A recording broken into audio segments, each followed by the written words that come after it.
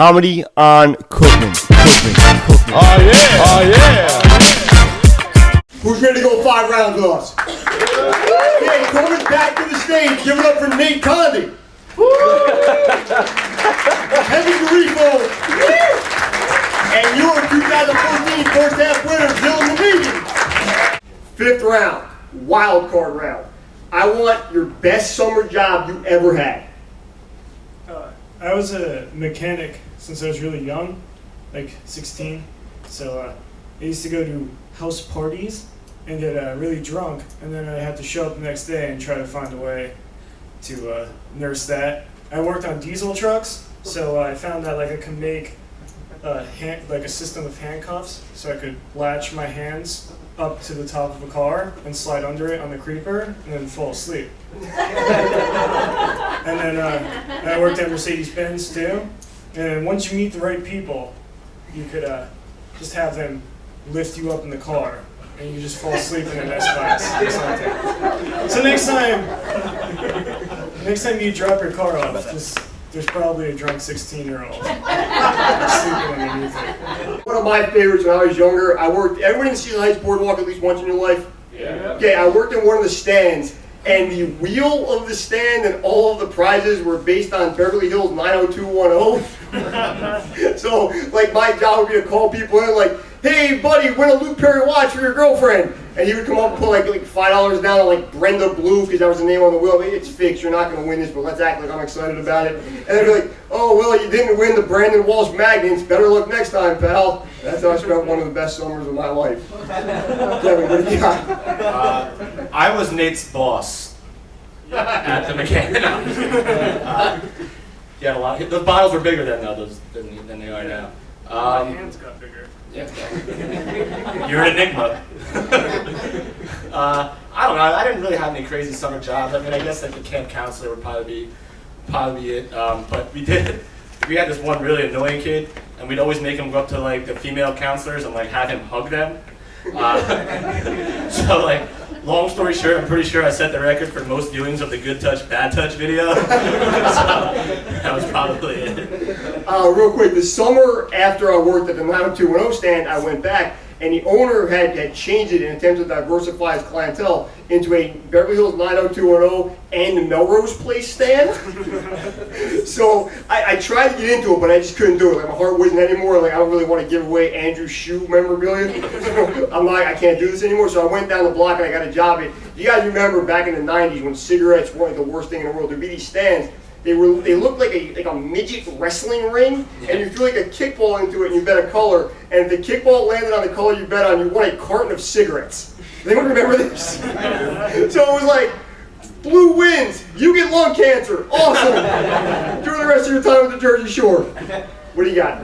I used to shoot wedding videos, and one time, they don't even really say this much at weddings, but when they say, if there's anyone here who objects to this wedding, speak now or forever hold. Somebody stood up, and see, I guess you couldn't even really understand what he was saying, but the bride was white and the groom was black, and the gentleman who stood up was black, and he was saying, rah, rah, rah, if my mother were here, she wouldn't want this, and blah, blah, blah.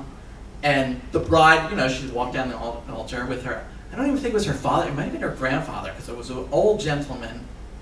He had an oxygen tank on his back, standing there waiting to give away the bride, and she just started bawling, and the ministers were running, they just kind of shrugged off, well, we've been counseling this couple for some time, we see no reason to go ahead, and it went on, and they had a blast at the party afterwards, because they were ready to kind of shrug that off. Give it up for people with oxygen tanks.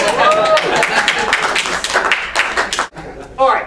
We're going to bonus round. Normally for the bonus round, we give you guys a minute or two, say to the crowd whatever you want to leave them with for the night. I think they already had a good time. Trying to give them put a big red cherry on top of that. But because it's the last week in June, high school's just graduated all this week, college has graduated a couple weeks ago, I want to know, what is your advice for the class of 2014? Only do the fun drugs.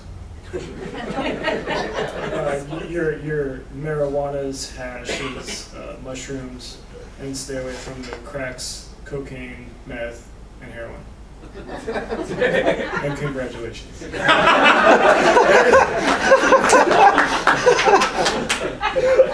I had something more serious planned, like Nate just gave you, but I went to the beach today, and I just want to say to anybody in that age group, take it easy with the tattoos and the Dunkin' Donuts. What the hell is going? Why is everybody between 18 and 25 trying to make themselves physically repulsive by the time they're 30? Like, let nature take its course. That'll happen when you're 40 anyway. Just scale it back, treadmill once in a while, not as many flaming skull tattoos. That's all I think we should focus on for the youth of today. Kevin, what do you got? To the high schoolers out there who are considering college, don't. Because I went to a 4-year university, have a degree, and now I babysit Nate. So, it's overrated, kids. I'm gonna say this to the college kids. If you're graduating and you're 21, 22 years old, and you're picking a career based on how much you don't have to do that career, as in, I want to be a state trooper so I can retire when I'm 45, or I want to be a teacher so I can have summers and weekends off, you're doing it wrong. You can't, if you look at something like, I'm gonna do this for 20 years and then get the hell out of it, and you're in your early 20s, you are gonna have a horrible life. Pick something you think you like and pursue that, because eventually, you're gonna hate that too. Dylan, what do you got? Yeah, I'm gonna third that notion. Don't do it. I mean, why would you saddle yourself with debt and anything you want to know? You can learn it on the internet. You don't need college anymore. It's out there for free. And for my last tip of advice for the class of 2014, dress every week like Fashion Week, live every week like Shark Week, and treat every Saturday like Salvador Gigante. Give it up one more time for Nate Condit, Kevin Garifo, and the people's champ, Dylan Manigian.